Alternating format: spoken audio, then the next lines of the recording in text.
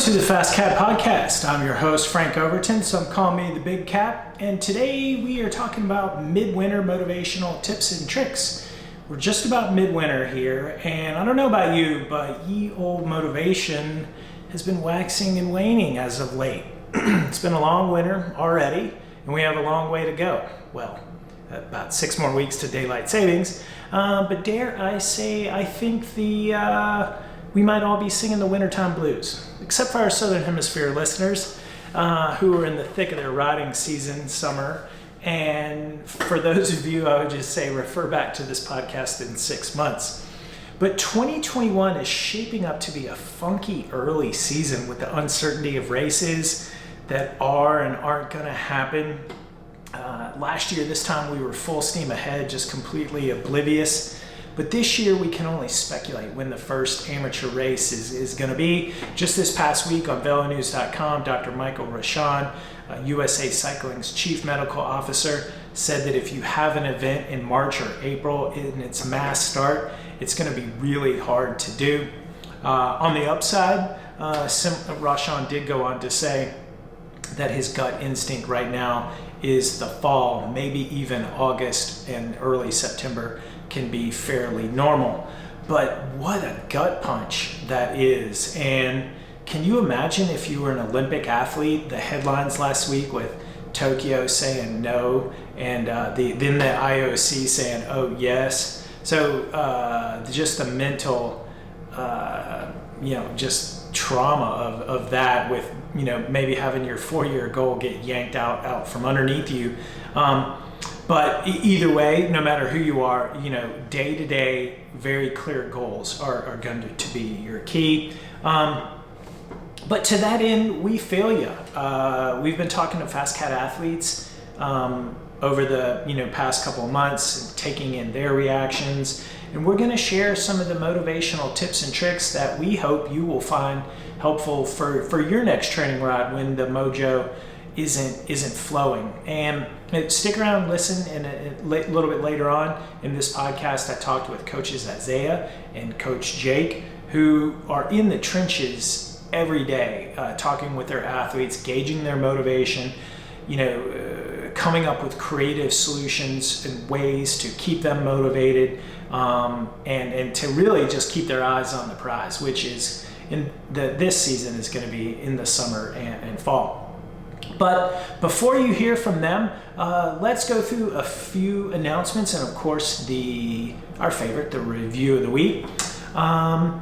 This coming Friday is our Ask a FasCat number 16, and we are going to be taking your questions, user submitted, so head over to forum.fastcatcoaching.com, look for the thread, Ask a FasCat number 16, post your question, get it in by 5 p.m. this Thursday, February 4th, because we're going to podcast the very next day. You can also send an email to help@fastcatcoaching.com.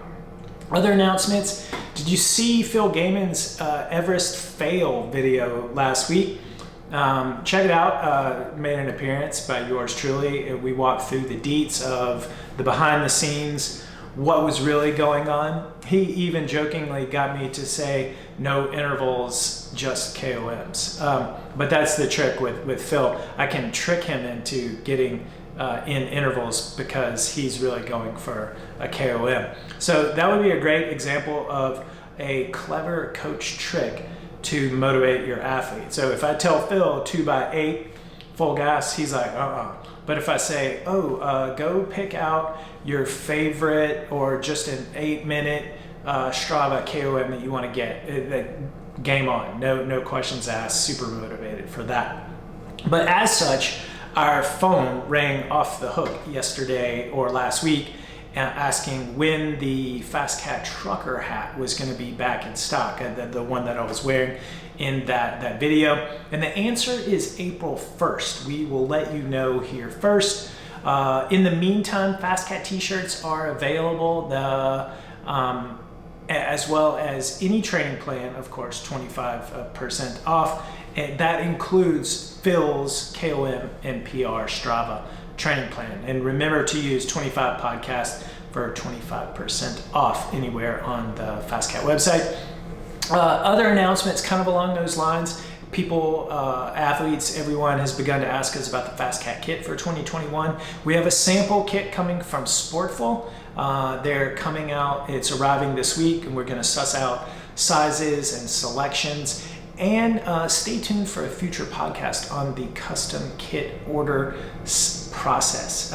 Anyone out there can reach out to these companies and they will print out your team kit just like the pros. And Peter Sagan's Bora team rides Sportful, and so we're going to podcast about the process that you can undergo. And we're going to walk you through it because we're going to go through it ourselves. Speaking of Phil, as I speak, Phil is probably about 20 or 25 laps deep into the 68 or so that it's going to take to Everest. And the real question is, can he do it? So stay tuned to his channel. Of course, I'm sure he'll let you know. He's not going to let you know tonight, unlike me, which I'll get either a nice text or an angry text. Just kidding. It's never angry, but this is what it's like to be a coach. You get the results no matter what. But anyway, we're rooting for you, Phil.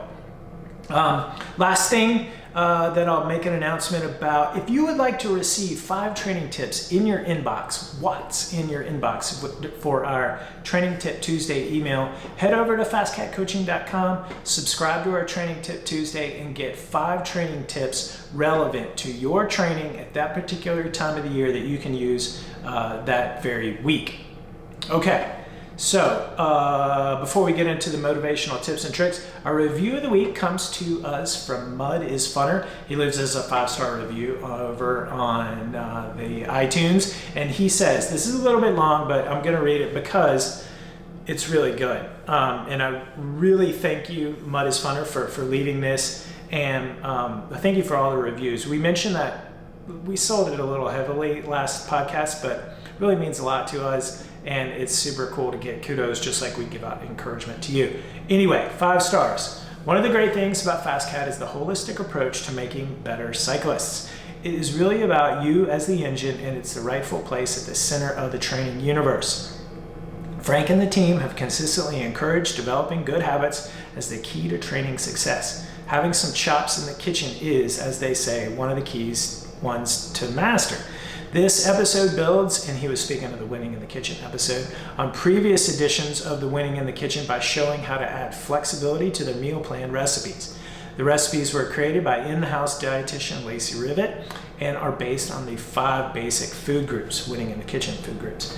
As a cyclocrosser, I was disappointed that beer and frites are not included, but I will just have to deal. Moving on, the listener can pick up some tips for substituting ingredients, say tempeh for salmon, to dial in your preferences. We also learn how to grocery shop. Yes, there are good and not so good ways. Get organized and save time. Frank promises to reveal more tips on time savings, and I look forward to that as a working athlete. Might we see some recipes on the much loved Instapot? I think we can arrange that. I hope so. It seems like a good match. And shout out to co-host Jackson for his holistic approach to making better cyclists. His nutrition insights and Jedi Master presence. One of the great things about FasCat is the holistic approach. FasCat promises to reveal more training tips on time savings. And yeah, I think I've just read that. So sorry, I copied and pasted that twice. Shout out to co-host Jackson for his Jedi Master presence. All right, thank you, Mud is Funner. And here we go. Let's get into the motivational tips. I'm gonna read these off like Dave Letterman's top 10 list, and then we'll circle back and expand upon. Okay, number 1, not surprising, remember your goals. Number 2, set a daily goal to FtFP. This is General McRaven's Make Your Bed Every Day. Number 3, make it turn green. It being training peaks. Indoor training is number 4, lower the barrier to completion. Number 5, if you have a 3-hour ride, ride 1.5 hours one way so that you have to ride 1.5 hours back just to get home. Number 6, ride a different bike than the day before. Number 7, ride in a new place. Number 8, set an FtP goal. Plan a 20-minute test and or a Strava PR goal. Number 9, travel to somewhere warm and sunny to ride. Number 10, ask yourself, what would Alaphilippe do? WWAD. Number 11, do a Zwift meetup or a group ride. Hold yourself accountable by getting out the door. Number 12, get to daylight savings. That's kind of the traditional end of the winter. Number 13 is from Isaiah. He says, focus on your progression goals, and we will hear from him what those are. Isaiah also says, this is number 14, focus on feeling faster, feeling your improvement sensations.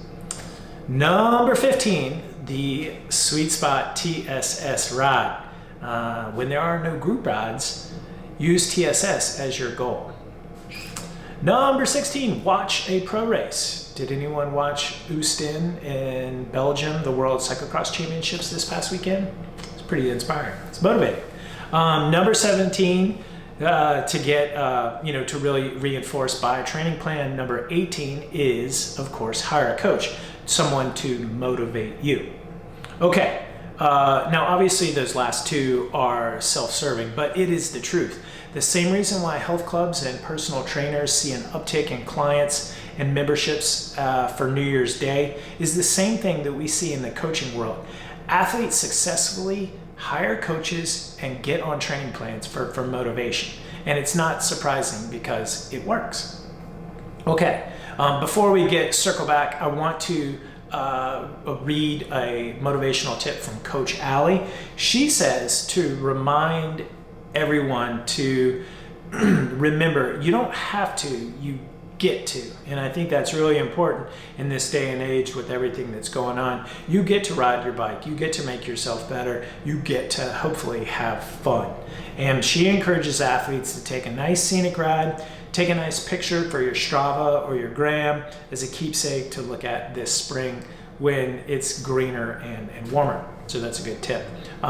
We will hear from Coach Jake right now because he uses Zwift for motivation. And I think a lot of athletes do, and we've podcasted about that, and it's a wonderful tool. Not the end all, but he does encourage his athletes to also look ahead to daylight savings. So let's give a listen to Jake. Coach Jake, how's your winter going? It's going good, Frank. Just trying to survive another dark and cold Midwest winter. Yes. So the listeners understand that you're all about Zwift for motivation. Yes, I'm the resident Zwift guru at FasCat. I think my schedule with the kids and work and everything, I'm quite frequently on Zwift. So yeah, I like to use it for my motivation. Nice. Yeah. Level 49, everyone out there who's been on Zwift. Just double check what level you are and then that's how much Jake Zwifts. Yeah, a lot. So more than I should, but it's good because I can get my training in, and that's kind of what it's all about. Yeah. So could you tell the listeners a little bit how you use Zwift for motivation? What's your favorite approach and how they can, perhaps adopt that for their training? Yeah, so we've had a few podcasts in the past about Zwift and how we use it for our training and how to FtFP. You can probably look back and listen to those. But in terms of motivation, there's plenty of things to do. There's group rides, there's races, there's these things called meetups. Right now, there's the Tour de Zwift, which is an 8-day stage race that they have, a stage every week. And then what I like to do is just pick one to do on the weekend as my motivation. So it's just something to look forward to during the week. And then the meetup, that's probably my favorite. We started doing that with FasCat. So every Thursday, second Thursday of every month, this February 11th will be our next one. We schedule time to meet up with anybody who wants to join the FasCat gang and ride together. So right now there's not a lot of group rides with winter, getting dark out, COVID, everything else. So what you can do on Zwift is invite all your friends, and you have a set time to start, and then I'll get you on your bike to start with your friends, like a group ride, get you on your bike and you ride with your friends. So, I mean, just like you were outdoors. So I find that something to look forward to during the week. So it's probably one of my favorite. Yeah. Yeah. So everyone out there that wants to join us, February 11th, Thursday, 5 p.m. Mountain Time. How do they follow you on Zwift and you'll send them the meetup invite? Yep. On the companion app, all you do is search out Jake Retleski. I should pop up. I think I'm the only one currently. Uh, and then, Yeah, yeah, you're if the you're, only Ryder-Leski that I know yeah, of. if you're on you're on my rider list. I try to make sure I invite all the guys that want to come out to ride. So, yeah, just follow me on Zwift and I'll invite you to the FasCat ride. Sweet. Yeah. I mean, for everyone out there, you know how like when you text a friend meet you for a ride at the coffee shop and then maybe your motivation is waning, but you're like, well, I got to show up because I can't stand up my friend. Kind of the same concept on a meetup because we're all going to expect you because like you can RSVP and then, they'll be heckling if you don't show up. So thus the motivation.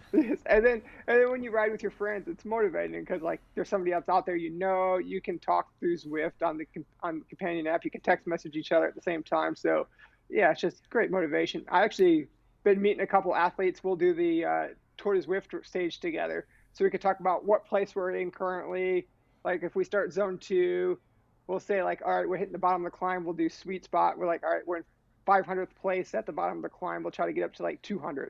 We'll use that as kind of our motivation. So there's all kinds of tricks like that. So yeah. Nice. Yeah, I think Zwift's doing better than ever for providing motivation for athletes. So it's a wonderful world. I did the festive 500 and I literally did 500 kilometers from Christmas Eve to New Year's Eve. I've never done that before. But I was like, yeah, I got to do it. It's like 60 kilometers a day. It wasn't that daunting. It was like an hour and a half, a little more. And yeah.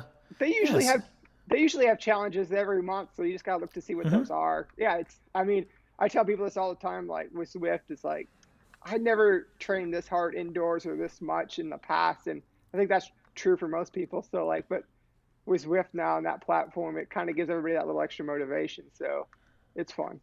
Totally. And then you also mentioned daylight savings, March 14th. Tell athletes a little bit about your approach to like getting there. Yeah, so I started building plans out this week and started to notice that the next end of the next blocks were coming up to March, and I was like, all right, wow, it's already going to be daylight savings time after this block. So like I started telling athletes I coach, I'm like, look, it's been dark, it's been cold, you've been inside for 2 months now or 3 months, some of us, and it's like if we just got hammered through this one more block, and after this block, we're going to be like right up on daylight savings time, right on spring. You're going to get that extra hour after work if that's when you want to ride, so you can get outdoors. You can meet friends after work or just by yourself, get outdoors. It'll be nice. Like, yeah. So it's just like mentally thinking, all right, one block, it's all I got to do. 3 weeks on, 1 week rest. And there we are, daylight savings time. So, yeah. What is that? That's 6 weeks away from this 6 weeks recording away of from this this podcast. week. Yeah. But Yeah. So my guys, I was seeing it was going to be March, like the first week of March. It's like, I've always said to myself, just get to March. I know the weather can be bad in March and April, but at least it's getting halfway good to halfway bad, and the daylights are longer. So mentally, it's a lot easier when it's daylight at 6 or 7 as opposed to being dark at 5. So, right. Yeah. They say there's no such thing as poor weather, just poor gear, but you can't really, you can use lights, but still it's like an extra hour of daylight, get some killer winter riding gear and bust it out after work. Yeah. And come March, you're going to get those nice days when it's above 40 in most places and 50s. So it's just, and then also like so we get through this month and I was thinking to myself, like all these sweet spot group rides you've been seeing on your plans and you've been on Strava or on Zwift doing them by yourself, like maybe by March you'll be able to meet like a friend or two and get outside. So use that for motivation. Depending on where we are with code and all that, some might start racing in March or April. So it's just, you just kind of thinking to yourself, okay, I put the work in here, I'm going to get the fun coming in March. Like, so yeah, you don't want to be a step behind all those people that are training. Like you see everybody out there on Zwift and on Strava loading up their rides. Personally, I use the motivation of wanting to be just as fast as everybody I ride with as my motivation. Like Me too. Yeah, it either can be the head of the hammer or the head of the nail. So it's your choice. Yeah. That's right. And level 49, folks, you can use Zwift in that way. Yeah. Well, thanks, Jake. Thanks for being on the podcast. I understand that you have to go run and be the dad taxi. So Yes. we'll let you go, and we'll see you on Zwift February 11th, 5 p.m. Mountain Time. Follow Jake Radulesky from the Zwift Companion app. Yeah, we'll see you there. Thanks for having me on the podcast. Thanks, Jake. Yeah, we'll talk soon. Okay. That was Coach Jake. Thanks, Coach Jake. Good luck getting your kids. That's the dad taxi. Let's hear from Coach Isaiah right now, because he also works with athletes in the trenches every day, and setting up those intermediate goals and reminding them to focus on what Isaiah calls progression goals. So let's listen in on what Coach Isaiah says. Hey, Coach Isaiah, how are you? I am doing quite well. It's a nice Friday. Yeah, happy Friday. So listeners, I mentioned that Isaiah likes to remind athletes to focus on progression goals and to look for results from both metrics and sensations. So we're lucky to have Isaiah here. Can you elaborate a little bit on that, please? Sure. Yeah, sure. So kind of like with what I've been working on my on the coaching side with my athletes on is you can take little metric goals to kind of see progress and month-to-month progress. And a lot of that early season is something simple like, you were able to do 2x10 tempo and your heart rate stayed level. And then like that's a really good sign of early progression. It's hard early season because you don't have these big flashy PRs and numbers that tend to be popping up. But it's the little things, if you remind yourself day to day, that kind of add to that motivation of the greater goal. And then on the flip side of that is the sensation part that I think oftentimes gets, undervalued, is that sensation of like, man, I'm really feeling fast now. Like maybe my legs are even looking great. Like it's the little things that kind of make you remind yourself like, that's what I'm training for. This is what it feels like to feel good. And it can be something like, when you first start after your break, 1 hour might feel a little bit difficult, but then all of a sudden that's starting to feel easier and easier and easier, and then climbing starting to feel better, and then all this stuff starts adding up, and it's those sensations that we work hard for. Awesome. Yeah, and is that what you mean by progression goals as well? Yep. Yeah, so it's kind of like that, where it's easy to just see the end goal, so just the race or your, maybe your progression within your FtP that you want or something like that, but it's the little goals and the little progressions that keep you looking ahead, maybe to your next workout or to your next week, and reminding yourself, oh man, I get like a chance at this workout and it's a little bit harder this week. And that's something that can kind of keep you forward thinking and keep you motivated without this daunting figure of like, gosh, my event isn't until like 6 months from now. What do I do? Or I'm kind of sick of doing this same trainer ride. Like, what do I do? It's something that'll keep you focused on what's next, not be overdaunted by what's coming up. Wise words from Coach Isaiah. Thank you for your insight. You are quite welcome. Any further midwinter motivational tips? I was thinking about this earlier today and kind of what gets me excited. But honestly, like sometimes and I've been working with a couple of my athletes on this, even if it's crummy out and even if it's not motivating necessarily, like being outside in the cold sounds awful, try it. Go out and mess around. Like even if it's on just like a basic endurance day or a recovery ride, just go out and play in the snow. Like it's something that in a weird way, it kind of reminds you like, hey, this can actually be still kind of fun. And some of my athletes have been basically working 8-hour days on their computer, staring at the screen. Then their trainer's right next to their screen because now everyone works from home. So then they hop on their trainer and then all of a sudden they're in the exact same spot looking at another screen. So we've kind of forgotten that sometimes, feeling the sun and feeling the wind, even if it's cold for an hour, can wake you up and get you focused again. And I think that those little ways of getting out of your rut is a huge difference. And then for me, it's always finding new roads and new views and new places to be. And, even if you're, back where I grew up, where it's the cornfields of Indiana, like you can still find cool new paths to get on, to explore and get yourself someplace new. And it's amazing the difference that can make early season and kind of like finding yourself again. Amen. I have a picture of a road I rode in Hawaii, and I just like look at it from time to time to kind of get me Nice through the winter to maybe back to like cool new roads. Yep. Love it. Yeah. All right. Well, thanks, man. Thanks for being on the podcast here. My pleasure. Okay. So, thank you, Coach Isaiah.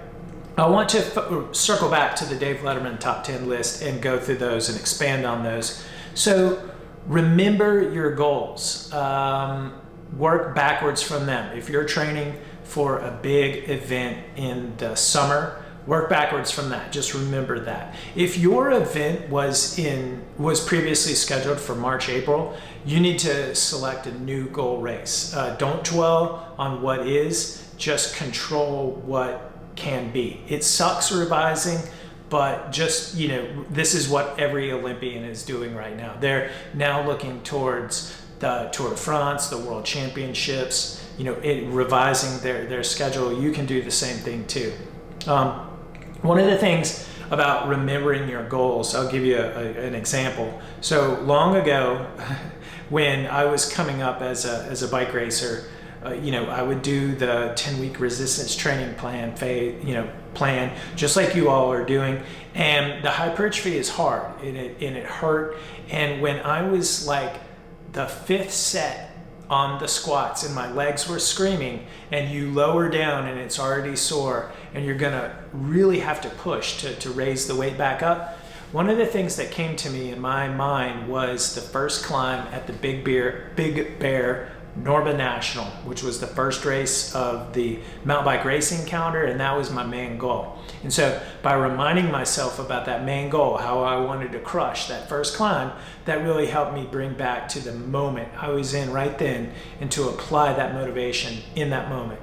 And so think of what's your Big Bear race. Later on it became the Gila, the Mogollon climb. Later on in my bike racing, as I got older, it became the Crusher, that first climb, the Col de Crusher, the second climb, just how difficult it was. And when you think back to, how well you want to do, remind yourself back to the day-to-day training. And, it's going to take consistent day-to-day work. So remember your goals. Just, it doesn't have to be those races. Just find your goal race, work backwards from there, and that will help you get through that moment. Similar to that, set a daily goal to FtFP. This is General McRaven's Make Your Bed Every Day. Control the controllables, like Ali is saying.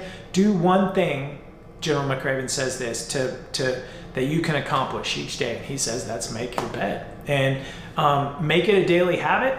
And that's the core of developing good habits and FtFP, which is following the plan every day. So yeah, may not know when your first race is, but follow your plan. The process is going to make you better every day. And then when you do know your goal race or your things, you're going to be that much better poised. It's the motivation to accomplish the thing day to day. Similar to that, make it turn green, it being Training Peaks. When you follow your plan, if you have a 1.5 hour ride or workout scheduled and you ride 1.5 hours, Training Peaks color codes that green, so you can look back historically and it's like green, green, green, green, green. That's really confidence inspiring, because it's like, man, I'm nailing my training. I'm really kicking butt. That's one thing I can control, as opposed to like green, red, or green, gray, or yellow. Yellow even happens when you ride too much, or sometimes it'll turn red. Oh, I forgot about it. Training Peaks will color code it red if you fall short for whatever reason. And so making it turn green is a source of pride for many athletes I talk to. When I speak to them, they're like, yeah, the whole calendar is green. And it's like, yes, you've been kicking butt with your training, and that can be motivating. So that's why I'm mentioning it. Use that as your motivation. Number 4, indoor training. Lower the barrier to entry. Lower the barrier to completing your workout. No doubt, when it's cold and wet, these dreary days just decimate your motivation. Day after day of that, the bad weather will just chip away at your morale. But this is what a proper indoor training setup is for. That's your plan B. That's your ace up the sleeve for staying on the plan and not letting anything get in the way or get in between you and accomplishing your training every day. That's why we indoor train. So when the weather gets bad, rather than not following your plan, bam, you're hopping on the trainer. And then once you're doing that, you set up your pain cave, you set up your setup, your fan, you get everything optimized, you spend some time on it, make it worthwhile. Then you're getting into Zwift, or you're using other third-party apps to make your training more enjoyable. You're making a playlist, you're watching some things on Netflix or YouTube. Put a little thought into it. That'll really help with the motivation.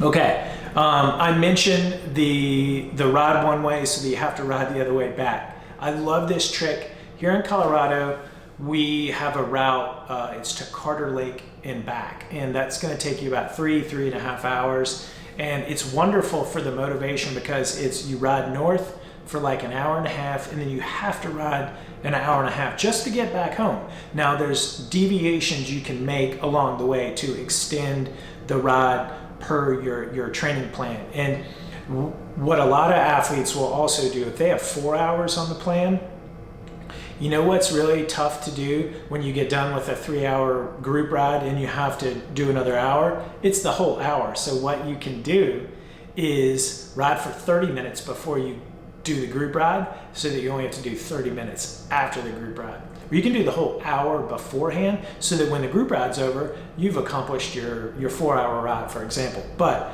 riding one way so that you have to ride back the other way is a great motivational, it's more of a trick than it is a motivational training tip.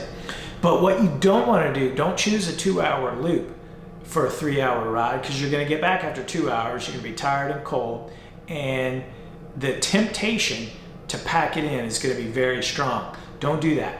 So now if you do have a little bit of self-control, maybe choose a 1-hour loop, because then that'll get you to the 3 hours. But what's really tough is you do a 2-hour loop, and then you have this, I could go in now, or I could do another 2 hours, and then you're just too tired to do that, and then it's an hour more than what your training plan calls for. So anyway, 3-hour loop, just set yourself up for success. 3-hour loop or 3-hour out and back really helps. If you've ever heard of the expression, the horse to the barn, getting back to the barn gives you just enough motivation to keep pushing to get back to that warm and cozy house where your kitchen is, or the barn if you're a horse. But yeah, that's the expression. One of the other motivational tips that's really helpful for athletes I've noticed over the years is to ride a different bike than the day before. So variety is the spice of life. Road bike one day, mountain bike the next. Gravel bike, single speed bike, and on and on. A lot of possibilities. N+1, right? Similar with a different wheel tire choice. So put on the big 38s for that rowdy gravel ride in place of the 28 millimeters for that Boulder Gucci gravel. Which leads us to tip number 7, which is ride in a new place or a new route. Don't just do the same route over and over and over. I love to mix up my routes, never riding in the same place on back-to-back days. In Training Peaks, when athletes upload their power and GPS data, I review those routes, and by and large, I'm not going to tell athletes exactly where to ride unless it's like a specific workout, but you want to see variety. You don't want to see the same box over and over. We have this quintessential road ride. It's north on 36, right on 66, right on 75th, back home on the diagonal, which is fine once in a while, but just don't do that over and over and over. Choosing a different bike gives you the ability to select some single track or some trails that weren't suitable for the previous day's bike, like a road bike. It gives you the ability to ride in new places. So like gravel ride Saturday, mountain bike ride Sunday, Same thing on Zwift, don't ride Zwift like all winter, every single ride, get outside. But even on Zwift, mix up the courses. There's Watopia, Innsbruck, London, Champs-Élysées, Richmond, and Manhattan, New York City. Even within those different locations in the world, there's like 3 or 4 different courses within each location. It's wonderful. They've really done a nice job there. So use riding in different places as your motivation. But that also goes for Zwift, is kind of what I was talking about. Battle the elements one day and then ride Zwift the next in a comfortable 68 degrees Fahrenheit. There's no wind, there's no snow, there's no ice, and you can really nail a workout that way. Whereas if you have like 1 minute intervals or sweet spot bursts, what you're subject to the wind, traffic, undulations in the road. So sometimes workouts are better indoors. In a good coach like Isaiah or Ali or Jake, they'll know if you're riding indoors or outdoors and give you workouts specific to your current training situation. But mix it up. That's the biggest thing is just different routes. As an example, yesterday I did, I love to ride out east of Boulder. We have these wonderful pedestrian trails, which are bikes are allowed, but they're like golf cart path wide. They're cinder, pretty gravel bike and cross bike friendly. You can ride a road bike on them too. But I had just gotten through watching the women's World Cyclocross Championship, so a lot of turns and a little crossy. It was a little bit muddy, and so that was fun. That was motivating, as opposed to just doing this road ride here in Boulder and other places like Michigan. We're all on a grid, the roads, so it's a lot of straight lines and right angle turns, nothing curvy or anything like that. You need to go up to the mountains for that, but getting up into the mountains can be a little bit tricky with the weather, snow and ice. Getting down is actually the hardest thing because you're coasting and your heart rate's low and you freeze. So but choose a different route or things like that. That really helps. Training tip number 8, set an FtP goal. Plan a 20-minute field test. Even go for a Strava PR. That's a technique that coaches call setting an intermediate goal or a short-term goal, and that gets you to your main goal. So it's like a stepping stone. You can set a 20-minute field test goal for the next 4 weeks, and that maybe gets you to the end of March, and then you'll have 4 to 8 more weeks to your goal event, maybe. But you can set an FtP goal right now, and then you can go do a bunch of base training, for example, 12 to 18 more weeks, and then set the next FtP goal at the beginning of the summer based on the results of your FtP goal that you set now. That's what we call the baseline, and then you test again to measure your improvement. So but setting intermediate goals can take many forms. It's not just 20-minute tests and PRs. They can be anything that motivates you. They can be taking the Winning in the Kitchen 30-day challenge. They can be setting a goal like making it turn green for a month. Goals such as, I'm gonna get 30 minutes of extra sleep on Friday and Saturday nights. I'm gonna try to take a nap on Saturday afternoon to improve my recovery. I'm gonna use my Normatec Space Legs 3 times this week, or I'm gonna do yoga twice a week to improve my recovery, or do foundations, or do my Revo exercises, even just stretch. Those are little goals you can set to really double down on your training. Of course, FtFP and everything, you can, talk with, if you're a coached athlete, you'd be like, hey coach, I need some motivation.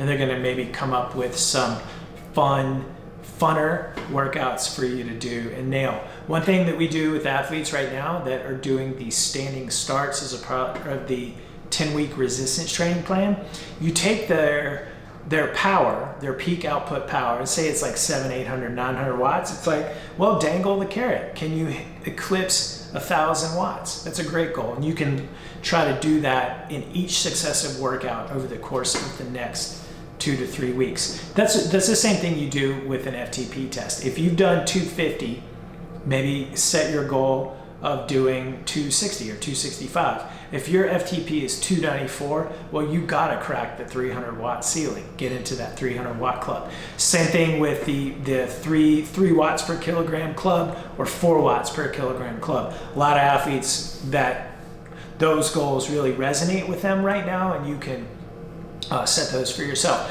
If you go back and listen to the Strava, using Strava Live Segments podcast, that is that 3-hour loop, putting it on the Strava, creating a Strava segment, and then trying to ride that in sub 3 hours. Or, maybe you have a 2-hour loop and you're like, okay, I was only riding that at 70%. Well, if I ride it at 85, 90%, like sweet spot for the whole 2 hours to get in that, say that's 150 or 200 TSS sweet spot training day, set up that live segment and then go and just try to hold sweet spot steady for the whole loop and see if you can. Obviously you're going to beat your power, but see what the mark is. Maybe do it in an hour 45 or an hour 50. Use the Strava Live segments. You're going to probably be doing that training again, so use it again and just try to beat your mark. That's super motivating. That Strava Live segment's right there in its essence. It's that real time in the moment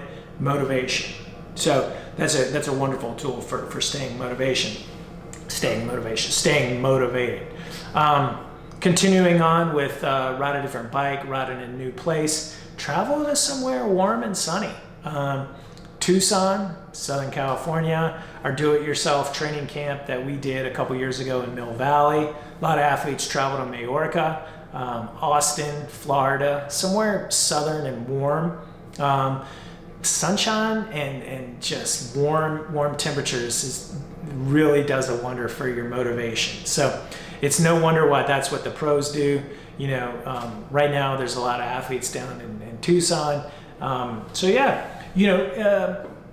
You can take a day off work. You can take 2 days off work, design a personal training camp, make a 3 or 4 day long weekend out of it. Training camps don't have to be a week. They can be a 3 or 4 day weekend block. And just if you're thinking about that, beginning to do that, just think in terms of like road trips, because with COVID and flying, it's just not, maybe it's not that possible for you. And so think in terms of a location that you can drive to. Like, I know that's why I mentioned Tucson, because athletes from here in Colorado, they just drive down there.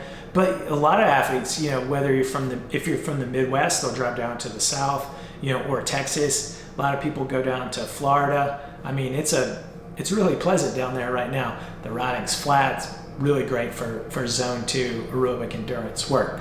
But yeah, riding in a warm and sunny place, nothing better. But that reminds me, this reminds me of a trip I did down to Sedona, Arizona about 4 years ago to mountain bike. Just sunshine and single track and wearing short sleeves. It was wonderful. It was just a great road trip. And it's pretty far, but yeah, you're going to do like 3 or 4 days of good quality riding. And you probably wouldn't do that here wherever you live in the cold climate. You're definitely not going to do it on Zwift. So be creative and maybe set a date, and just like daylight savings, you're going to have something to look forward to. It's going to be motivating.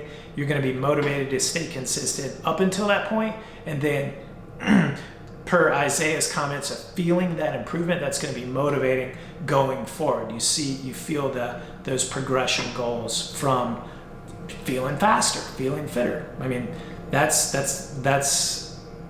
training right there. So moving on, number 10, we like to joke, what would Alaphilippe do? WWAD. Alaphilippe would keep riding. He would keep FtFPing. He seems like he has fun in training, so that he's going to bring the fun to his training. And right now he's training for the Tour de France, so you just got to figure out what your Tour de France is and use that goal to help you get out on the bike, FtFP, make your bed every day, make it turn green every day. And then along the lines of what would Alaphilippe do, kind of mentioned this earlier, it's like, watching the World Cyclocross Championships this past weekend in Houston, that's motivating because, watching Matthew Van Der Poel riding through the waves with the surf of the ocean crash through his wheels, that's not only was that so cool, but that makes a little puddle or a patch of moisture on the road seem kind of trite. And it's that HTFU hardcore, yeah, go get it. So use pro races like that as motivation.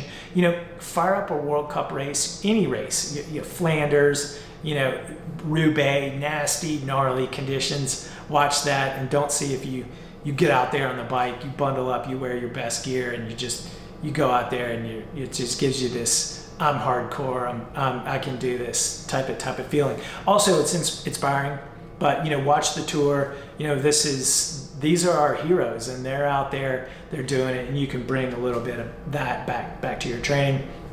Somewhere in the world right now, our heroes are FtFP, and you can too. That's kind of the motivation behind that. We heard from Coach Jake about using Zwift meetups or group rides. Once we get back to regular outdoor group rides, I know a lot of folks right now are training in small groups with training partners or friends that they're just comfortable with. Maybe not the giant 30, 40 rider public group rides, but this is my team. I feel safe around them. That can be motivating. It's like 10 a.m.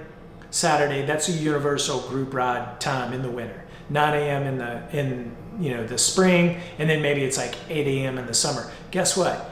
Texting your friend the night before, that holds you accountable. That's going to get you out the door. You can't stand up your friend. You got to show up. That's the motivation. And then once you get out there with them, whatever motivation that was waxing and waning for you is going to just be erased away because now you're having fun in a social setting. So social group rides can be motivating for that reason because they're enjoyable. You enjoy the people that you're riding with, which can be a lot better than the solo training. So if you're noticing that your motivation is waning from riding by yourself a lot lately, reach out to that friend and see if they want to go for a ride. That's going to be motivating.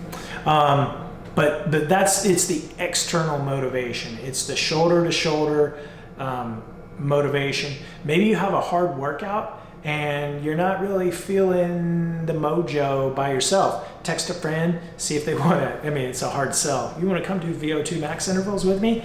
But a good friend will do that. No, they may not go as hard as you, but maybe they will. And then next thing you know, that shoulder to shoulder external motivation is going to get you to dig a little bit deeper, make a little bit more watts to train a little bit better. That's the beauty of external motivation.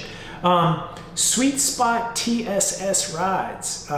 You loyal listeners will know this is one of my super duper favorites because it's that real time motivation in the moment, just like Strava live segments. But right now, the biggest question we've gotten over the winter is, what do I do when there's no group rides? And the training plan calls for a 3 to 4 hour group ride on my training plan.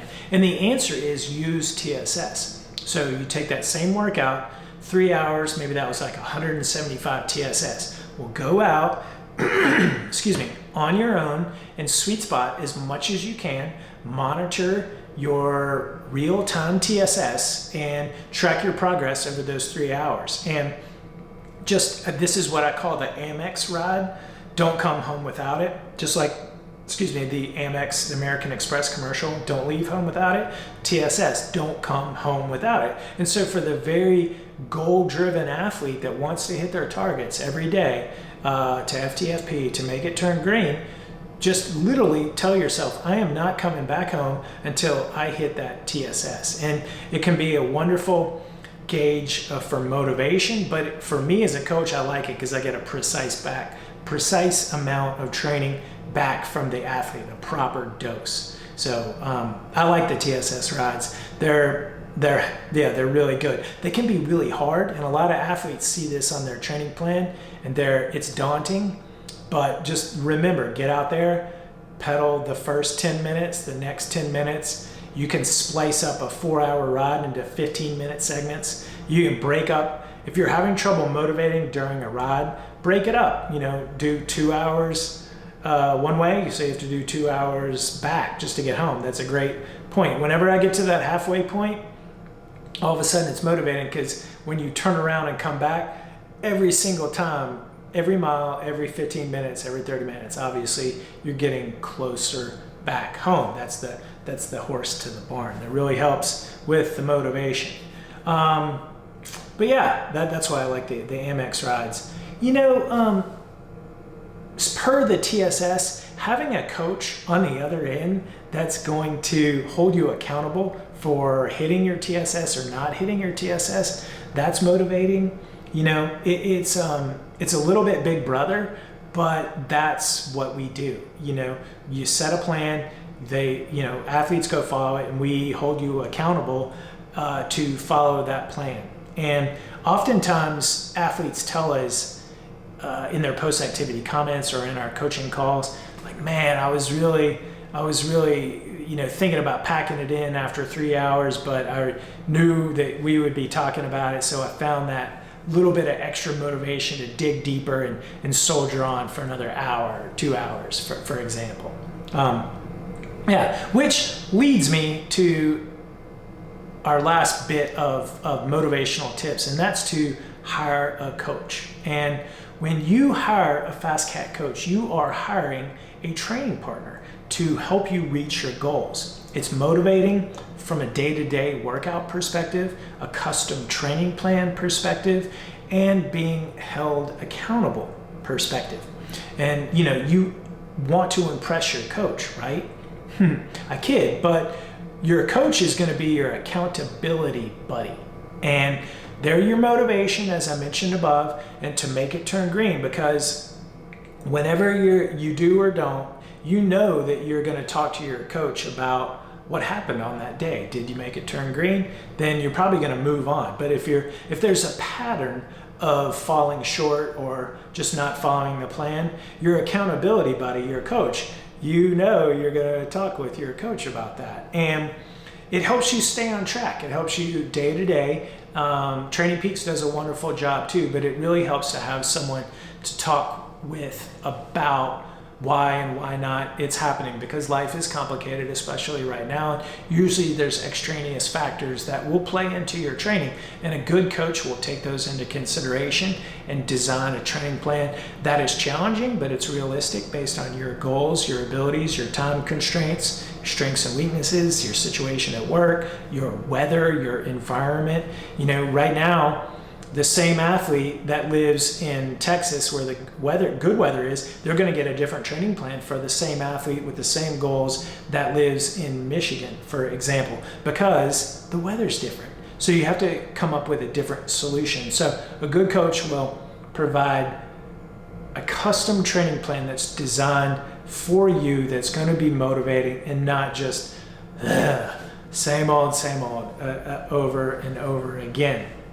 Which brings me to my final motivational point is use a different training approach. If you're on a training plan and, if you've been sweet spotting and that's getting to be old, eventually anyway, you're going to need to switch from base to race. And that's what our wintertime intensity training plan is all about, which we podcasted about a couple of weeks ago. And that's also was the inspiration this past summer behind Sweet Spot Part 4 Polarized. It's like a different training approach to help you stay motivated. Just like a bike, variety is the spice of life.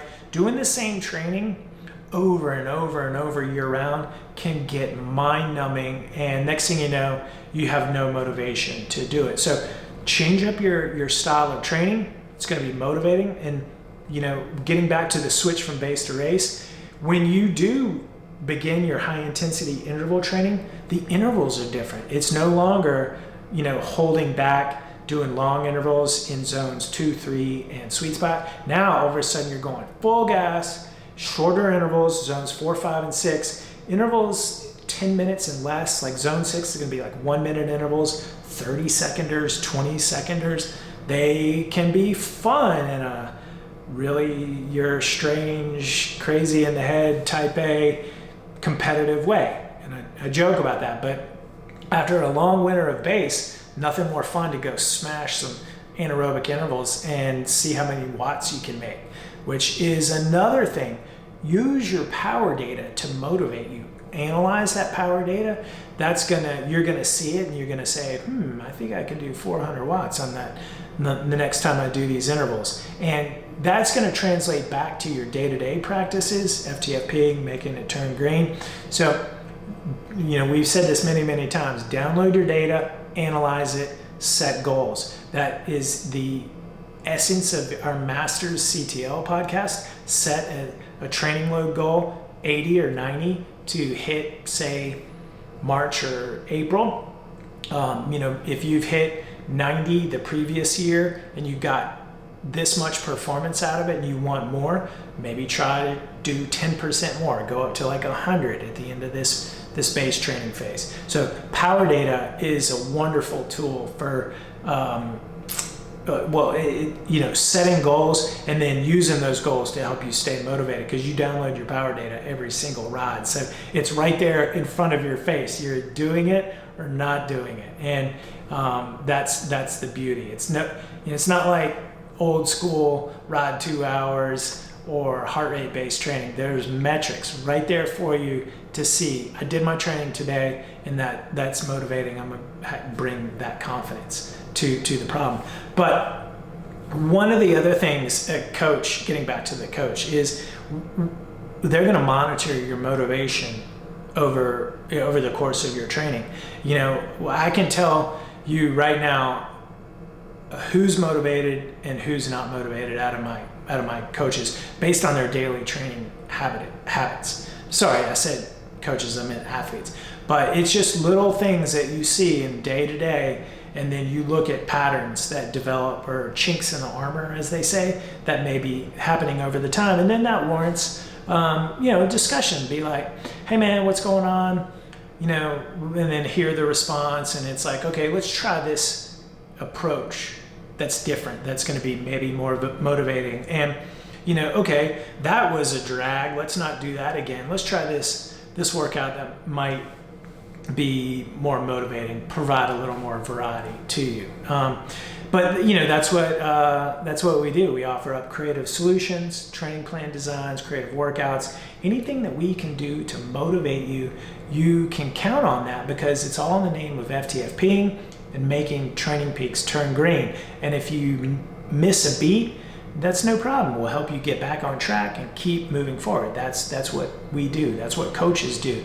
It's not always going to be unicorns and rainbows, as they say. There's going to be moments of that's tough, and that's kind of the inspiration of this podcast, is that we're midwinter. We're getting this bad news about the beginning of the spring. These are conversations that we're having with our athletes, and then we want to share those with you in our podcast. And so that's kind of that's the podcast today.